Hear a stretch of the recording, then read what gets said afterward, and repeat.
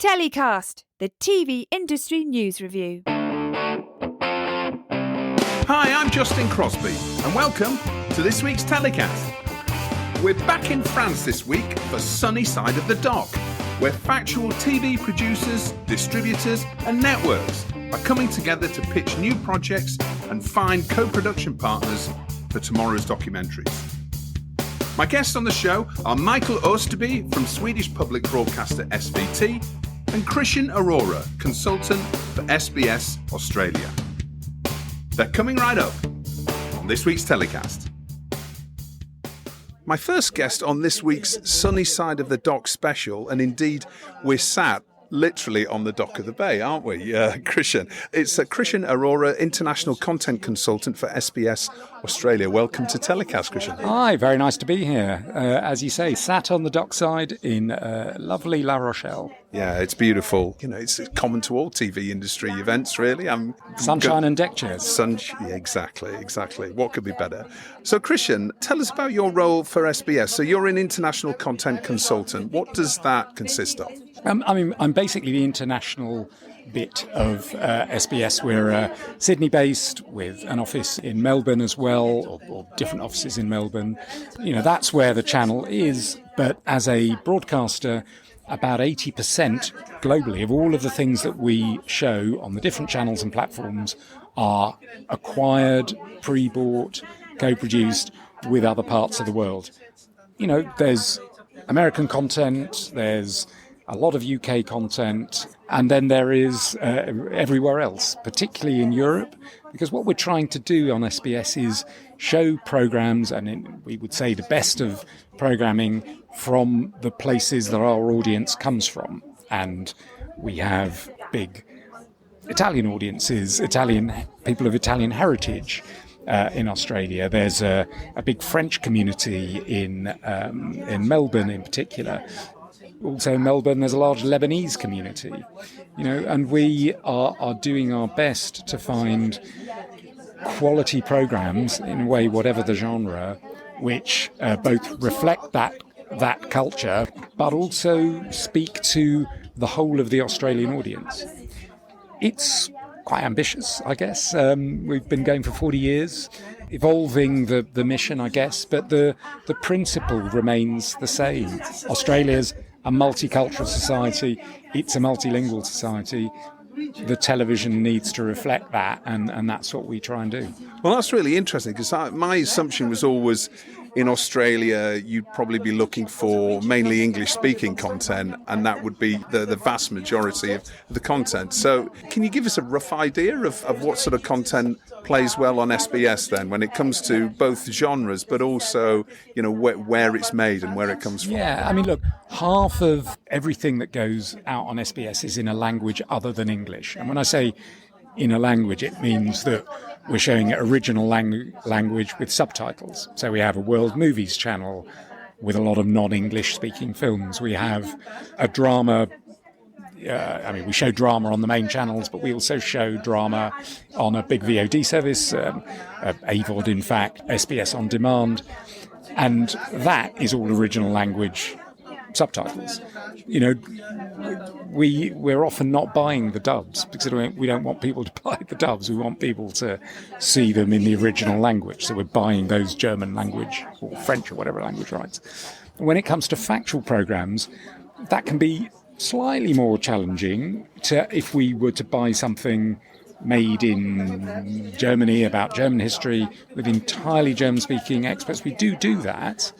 And I think a lot of producers and distributors know this. If you can make something feel international if you've got English-speaking experts, you put them up the front. Obviously, you would replace the narration. We might replace the narration with a different kind of voice if the voice doesn't work for us. You know, there are ways of leading an audience in to those programs which can come from somewhere that they're not familiar with, by giving them, that English-speaking feel, I guess. Okay. How many Sunnyside of the Docks editions have you been at then? Well, I'm that experienced that I've been to not just the Sunnysides here in La Rochelle on the Atlantic coast, but also, I suppose it's the original. It was in Marseille, set up in Marseille at the end of the last millennium, actually, and went to 2 or 3 of them there, and it moved here in, I'm pretty sure, 2007, and has been here obviously ever since. So yes, I've been to most of them actually. Used to work for them for a bit, helping them out, and because the international factual marketplace is sort of my speciality, I suppose. But there's lots of buying and selling going on here, and there's a large market aspect to the event, as well as the seminars and the and everything else that's going around it. The Pixie Festival is running in parallel with it. I'm going to go and check out some VR experiences in a little while. Can you tell us a little bit about what you're looking for to acquire for SBS? It's interesting that you say sort of buying and selling. I think Sunnyside would see itself very much as a co-production market, and that is maybe more to your British viewers not so familiar as it is to French or German or Spanish or Italian or Danish producers who are used to having or even Australian actually, having sort of a lower participation from their national broadcaster, and then needing to co-produce or pre-sell rights to the shows to get it made. So typically, in a French production, you'll be getting between 30 and 45% only from the broadcaster, depending on the broadcaster, depending on their rights position. You would then get national subsidies. In France, it's the CNC. Regional subsidies from this region or the region of Rhône-Alpes around Marseille, other funds, and then you'd also be looking for pre-buys from other territories, and then possibly adding EU media funding to that. It's a very complicated package, but this is the sort of place where those conversations and deals happen. And when people are pitching, there are pitching sessions at Sunnyside, 5 of them, I think, throughout the week. And that's what people are looking for. They've kind of already got a main commission, but they need those pre-sales. That's the business that we're in. We acquire, but we're always looking, we're not just acquiring off distributors' catalogues, we're also acquiring direct from producers, or sometimes via a distributor, when the thing is in production. So that, we've got it in good time, we can be part of the production, we can help it get made, I guess. So it's really crucial for you, like many of the more linear broadcasters, should we say, that are coming and looking to complete their funding to make their show. We're a relatively small broadcaster. I mean, we're free-to-air broadcaster, public broadcaster, but in the Australian landscape, relatively small, and that means that we can't say, yeah, we'll buy the whole show, we'll give you the whole production budget for this, much as we would like to do that. I would like to do that. But what we can do is say, so you have Curiosity Stream or France 5 or Spiegel, or there are other broadcasters that can put in 10% of a budget, and we're in that kind of territory. Maybe not quite 10%, but we're in that sort of territory where we can join with others with a similar taste in these, if you like, international factual programs. I'm talking really about the factual market rather than the single documentary market. But we're also in that too. Right. We're also looking for those shows, those films too. The streamers have obviously changed the game when it comes to a lot of the mega docs and feature docs, etc. Yeah. How have the streamers and these the streaming wars affected the co-production market? Yeah, it's a very good question. There is, it depends on the public broadcaster. I think there are some public broadcasters that are strong enough in their home territory that, if you're making that sort of film, you would only go to France Télévisions or Arte or Rai. But it has changed it, I think. I think the big change is it's turned the head of producers and filmmakers. And they're going, no, I want to do an HBO series. I want to do a Netflix series. I want to do an Amazon series. And so the development effort is going there. And I think when people, and they obviously have every right to and should do that, will wait for the big ticket, Netflix original that they think is around the corner, rather than what I was describing, which can be a longer process of cobbling together 2 or 3 or 4 or 5 partners. And I understand why you might want to wait for Netflix, but you'd be, you're giving away all your rights and you'll never see your program again. Yeah. No, forgive me if anybody from Netflix is listening. I don't mean it like that. I know Netflix works in many different ways and also obviously acquires and licenses. But, there is in working direct with channels and just pre-selling rights to a territory is a different way of working. Netflix, do obviously work with public broadcasters. Haven't worked with SBS yet, but there's always going to be a time, I'm sure. They do work with public broadcasters and have done fantastically for the ecosystem by bringing in that extra funding and scaling up programs that public broadcasters have been doing. Well, it's going to be really interesting, I guess, to see how that develops as well, because we've all seen, Netflix's subscriber numbers falling. There's talk about them moving into AVOD as well, and the many different models that we're seeing a lot of the big media companies coming to the market with. One question about co-production. We know it's going to take longer to get a co-production with, 4 or 5 partners together to get that made. But what I've always wondered is, for a company like SBS, or who's maybe putting in up to 20% of the budget, let's say, or maybe more, maybe less, but let's less. Okay, all right. This isn't telly, is it? I can't just show it in my hand, but it's slightly less. Yeah. Okay, so how does that work from an editorial perspective? Because you've obviously got this central idea that the producer's got to tell a story in a particular way, and you'll presumably have an initial commissioning broadcaster, maybe in that market. I think, we are, pretty small team doing all of these purchases and pre-buys and everything. My other 2 colleagues are in Sydney, and I think that's why we look for things that have been commissioned or are either on a subject that the producer's done before, it's a team that's worked together before, or it's talent that we've trust, done isn't before. It, actually? And we will say, well, we kind of know what this is going to be like, so you get on with it, and we trust you to deliver. Often when there's a distributor involved, that helps too, because the distributor knows, we're not going to mess around with this. It's not going to be, we want this thing to sell because we know what these buyers want. So I love getting involved in editorial discussions. It's not always necessary. And I think for a poor producer having to field 4 or 5 points of view, it can be an absolute nightmare, and they would rather just a set of notes at the beginning and some clear parameters of what we're all expecting. The thing about, is it an elephant? Everybody has a different view of what an elephant actually is. Yeah. I can't remember what that is if they're blind or something. But anyway, I think it's the same thing with co-productions. A lot of the partners will go, oh yes, it's going to be this sort of thing, and oh yes, it's only the producer and the filmmaker who really know, actually. Yeah.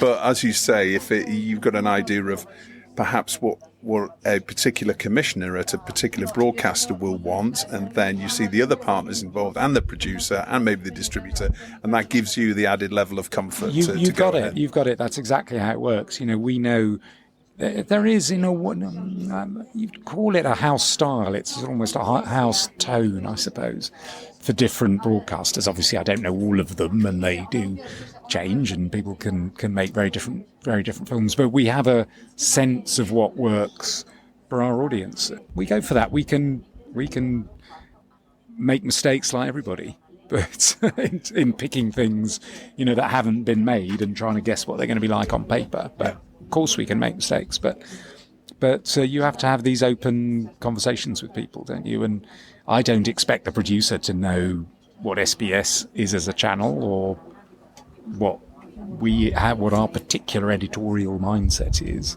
It's more up to us to communicate that, I think. One last question, Krishan. So when it comes to shows that you've become involved with through Sunnyside, can you give us a couple of recent examples of shows that you've come to Sunnyside and you've been pitched on the opportunity to pre-buy or to get involved as a co-production partner? Can you give us some recent examples of shows that you've been involved with? Yeah, I mean, it's sometimes success has many fathers. I never quite know, because I go to quite a lot of these events, which one I see these things at, and some of them are pitched at many of them. But one example, a company called Gédéon Programme, who are one of France's biggest production companies, they did a film which I think was pitched at the last one before the lockdown, so in 2019, the last Sunnyside, about Pompeii. It was a big two-parter on Pompeii. It was based on original archaeology, but had the sort of big, good-looking reconstruction of the aftermath of a volcanic explosion that we all love. And that's something that we met here, and we went, yep, that's going to work for us. And it came through their distributor, Terra Nova. But, this is a good place both to meet the people, but also to be, if you like, pitched a project in the best conditions, because people are preparing these pitches, they're thinking about them, they're really pre-marketing the show that you're going to get. This is a good place to do that. You get a buzz, I suppose. The titles feel buzzy, and those are the ones that you remember. There's probably many others. Obviously, in the last couple of years, we've been all trying to do it on Zoom, where you don't get the same feeling about a programme. I've just spent the last couple of days in the EBU, European Broadcasting Union pitches. We have a documentary group. Australia is a member of the EBU, an associate member, and producers and the commissioning broadcasters come and pitch those programmes. And it's great. You meet the team, you really understand what the film or the series is about. And that happened here. That happened here, yeah. Rochelle, before the Sunnyside started. That's right. So it was on the Saturday and the Sunday. 25, 30 of us around a table, people pitching. Was a good event, and lots of pre-buy interest raised for those shows. So. I said show again. I always try and stop myself saying show there. Films and documentaries and series. That's what they are. Krishan, thank you so much for your time. Really enjoyed chatting to you and understanding a little bit about SBS and what you're looking for and what works for you. All the best for Sunnyside. Well, all the best to... I don't know if you're ever going to move from this deck chair, looking at these couple of catamarans and... If anybody's got yacht envy, this is probably quite a good place or a bad place to come. But I hope you enjoy the rest of the market as well. I'll do my very best. Thanks, Krishan. My second guest on this week's Sunnyside of the Dock special is Mikael Osterby, Head of Factual Acquisitions at Swedish public broadcaster SVT. Welcome to TellyCast, Mikael. Thank you very much. It's wonderful to have you here for a quick chat. You're a very busy man, so thank you for foregoing your lunch to have a sit down and a chat. Thank you for having me. Let's start right at the beginning of SVT. Now, that's, as I say, it's public broadcaster. Can you give us an idea of what kind of factual programming plays well with Swedish audiences? First of all, if you have many UK listeners, SVT is like the BBC, very, very, similar. We have two channels, big ones, and then we have a BBC 4 and a BBC 3, but it's SVT, of course. And the biggest difference is that we don't have as much money as the BBC, so we need to do more acquisitions. So I'm handling the factual group. We are doing around 1,000 hours, 1,000 episodes of acquisitions, co-productions, and pre-buys a year, so it's a lot. So the question of what works, it's a long answer for that. We are buying the things that you see on the popular list all over the world. We are involved, or we buy them later on. You can say for prime time, it's always, because we're a public service broadcaster, there is science, one-offs, there is history, one-offs, history of Julius Caesar. There is natural history, the landmarks from BBC. We produce them ourselves, some of it, but the landmarks we can't afford doing Frozen Planet 2, so we buy that. But also, I need to say, we do a lot of reality, Married at First Sight, First Dates, Antiques Roadshow, stuff like that. The ones that work best is when we do, like for Married at First Sight, there is a Swedish one, locally produced in Swedish. We do the format, 10 hours. But then there are 40 more weeks that we can buy the New Zealand version, or we can buy the UK version or Dutch version. Okay, so you establish the format, and then actually, if there's enough interest in it, then you can actually you bring in all the international versions. Yeah, because if the question, what works in this new brave world of crazy competition out there? What works is the things that has been promoted, the titles that are known. And acquisition do not have, the marketing budget is slim, so to speak. Using the format and all the promotion that one gets is a super smart way of getting your brand or Married at First Sight, Antiques Roadshow, or whatever known. And then you just ride on that kind of way. And how does local production, like the format local production, then work? Do you produce yourselves at SVT? Do you have your in-house production? We have in-house, but it depends. Like it's like the BBC, we're doing like more than 50% outside the building. We have to do that. So we have production companies doing it. Sometimes we do it ourselves, but we talked about co-productions a little bit, and obviously that is key. And coming to Sunnyside for the first time, that's something that is really front and centre, co-productions. Lots of broadcasters coming together, making shows together.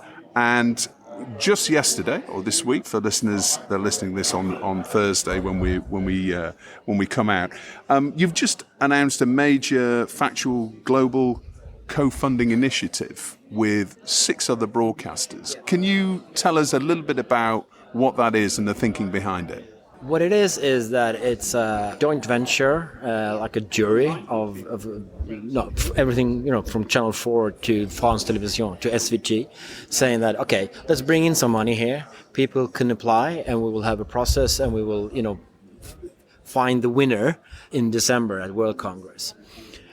That project will be produced. I've located, I have... So it's one project. Is it one project that we're talking To be honest, I think so. It could be more. Okay. So I have allocated money for that already, so I need to do that. But I'm just saying, there will be 6 commissioners reading all, what's coming in. So it's a smart way of getting your project known.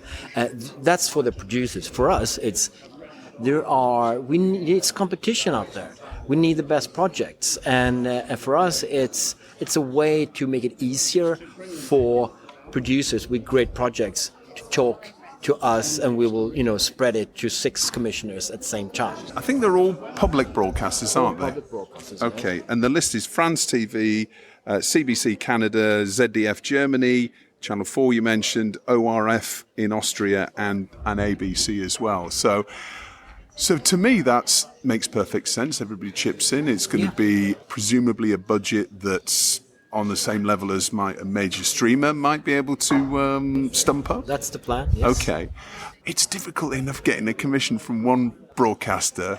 So how does that jury work? Because 7 public broadcasters, I mean, it sounds a brilliant idea, but that's going to be interesting to see how that plays out. Well, of course, that's always a big kind of issue. But we have worked together before. We know each other. We know the editorial lines.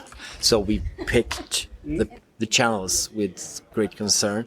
So we know that we can get, we can agree. But of course, it's always that thing with co-productions that somebody wants that and somebody wants that, and we don't want that story and so. But for me, being the smallest one, I'm used to being very, very flexible. So, Right. Okay. I attended the first pitch session, which was the signs pitches yesterday at Sunnyside, which is one of the things that Sunnyside has become really well known for.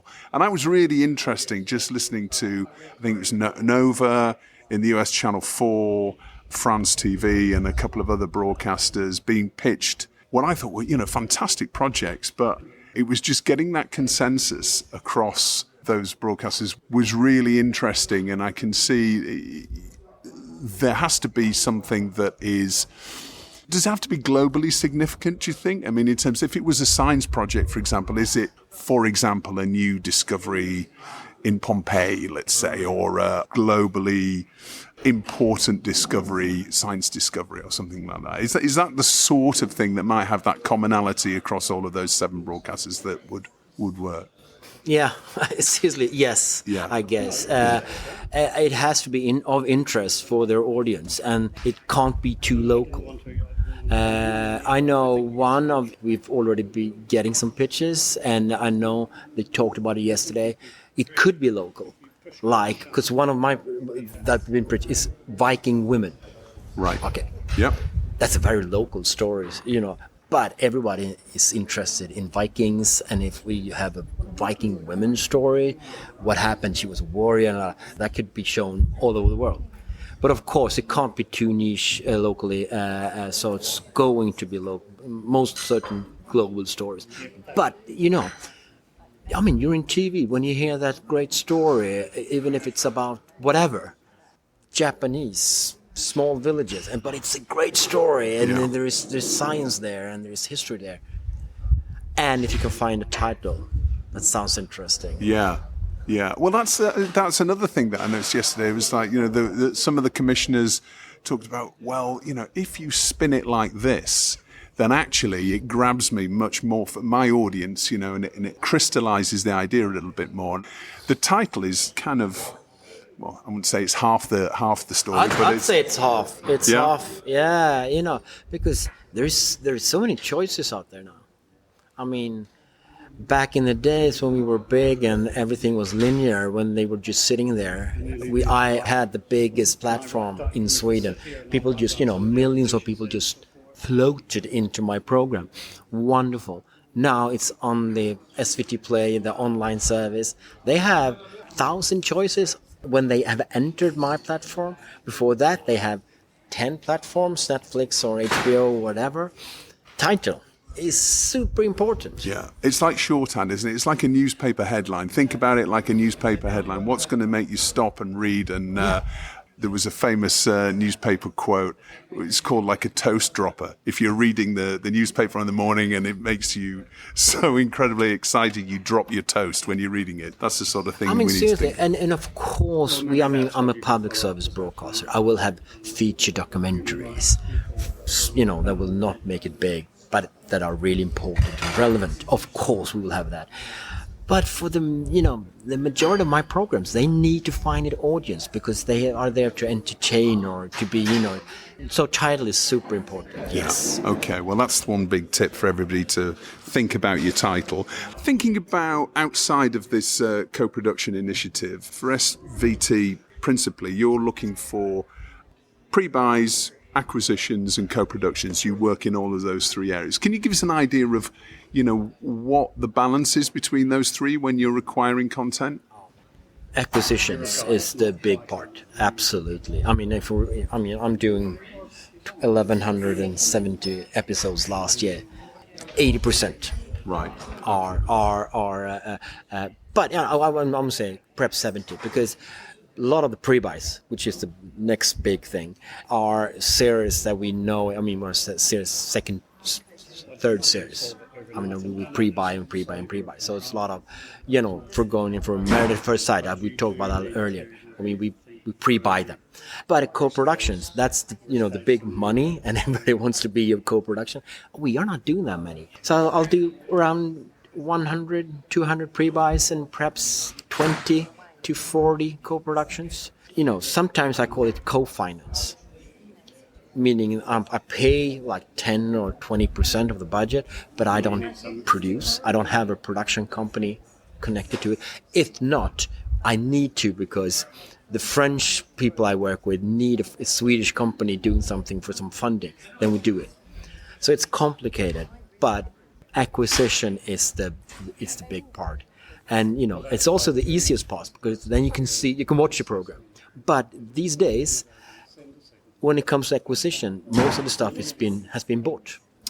Is it mainly from distributors that you're making those acquisitions, or do you buy direct from producers as well? We do both, but pre-buy or co-production is direct to the producer.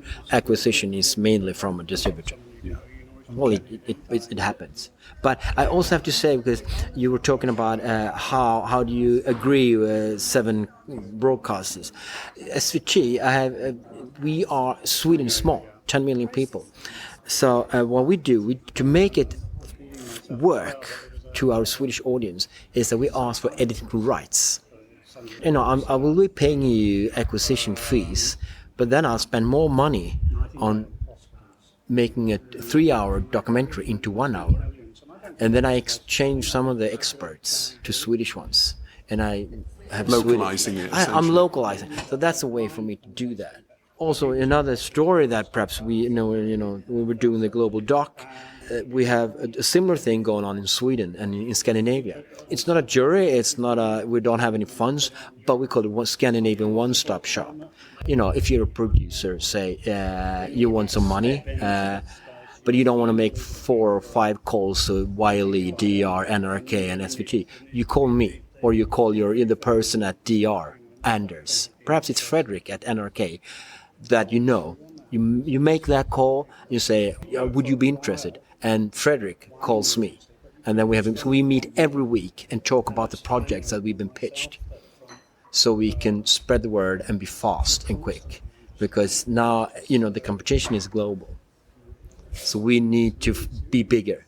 So that's also a way to, be on the market. This is probably a massive oversimplification, so please put me right. So if you think about the Scandinavian audiences, they are similar but different, I suppose, in a way. They're quite similar. We have very, editorially, we are very similar, yes. When it comes to the decisions you're making and the meetings you're having here at Sunnyside this week, is there a particular window that you're buying for right now? Is it sort of in a year's time, that Q3 in 2023 that you're buying for, or how do you make those decisions for shows in the future?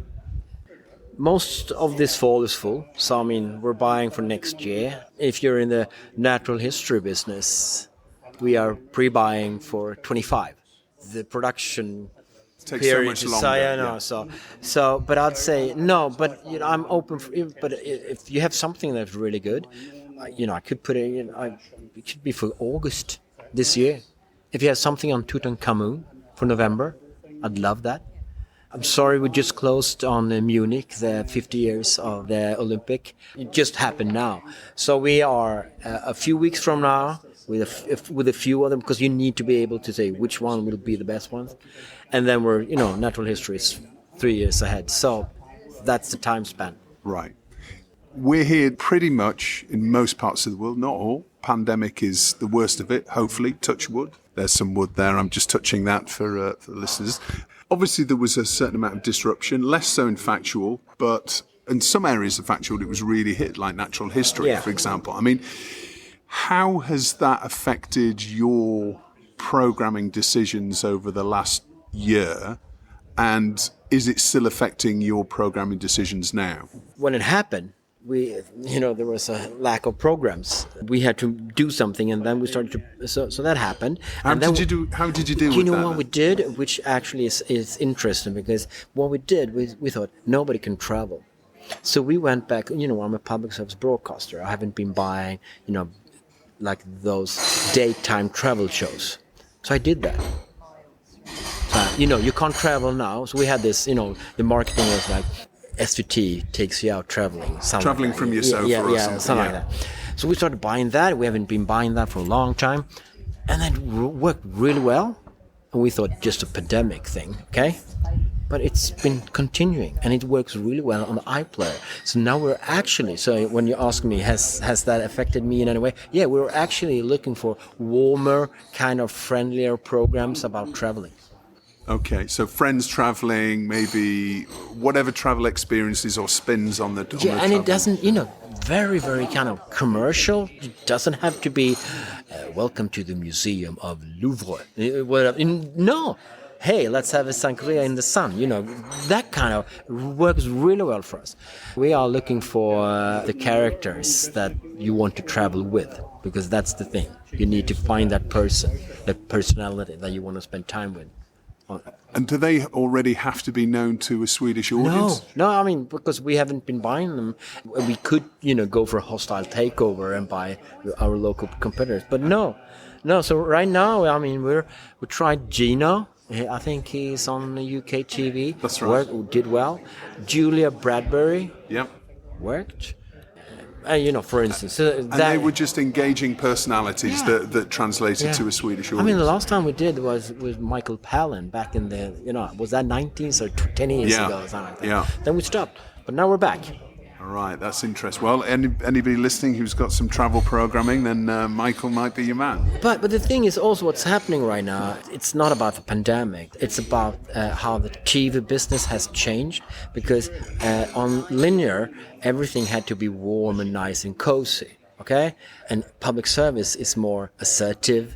It's more about special interest and knowledge, so we call it red and warm, blue and cold. Okay, the streamers, they needed the decision makers, so they had a lot of programs that were assertive, great documentary stories and science, and not really science, but assertive programming. A lot of the competition that the public broadcasters are experiencing right now, they come from different business models that exist within the subscription world. So we've realized that for the last 3 years that we have a lot of competition right now from commercial platforms on our territory. So now we're still there, but we are moving to a warmer space with travels and friendly and carefree. So that's happening at SVT. So before, when they all the only thing that I bought was science history and current affairs, we still buy that a lot. We still co-produce that. We are heading to classic lifestyle, classic warm, nice, friendly TV. Obviously, the pandemic has been a part of this because it boosted the streamer penetration across the world. The way that you're competing is it's changed the type of programming that you're looking for. It's really interesting. And the local TV stations, they've lost so much because their business model is dying. So that's not really a competition anymore. So before we had to compete with them, 10 years ago, but they've lost all their money, so that it's not going that well for them. So now we're going for their kind of genres. We're still core public service. We still have... You have a remit to fulfill. So, we haven't left that area, but we are doing more of that. So don't be surprised if I buy that back catalogue show that you wouldn't think that I would. All right. 5 years ago. That's really interesting. Michael, thank you for foregoing your lunch again. I hope you get a quick sandwich before your next pitch meeting or your next meeting. But thank you very much for spending time with us on TellyCast. And I'd love to be able to, chat to you again at some time in the future. Wonderful. Thanks for having me. It's fun. Well, that's about it from a roasting La Rochelle and a very enjoyable Sunnyside of the Dock. Thanks to Philippe, Mathieu and the team for making TellyCast so welcome. Don't forget to visit TellyCast.com, where we have all the content from the TellyCast Content Funding Festival together in one place for free. Just register at TellyCast.com. Next week's show is the last in the series before we take a break for the summer.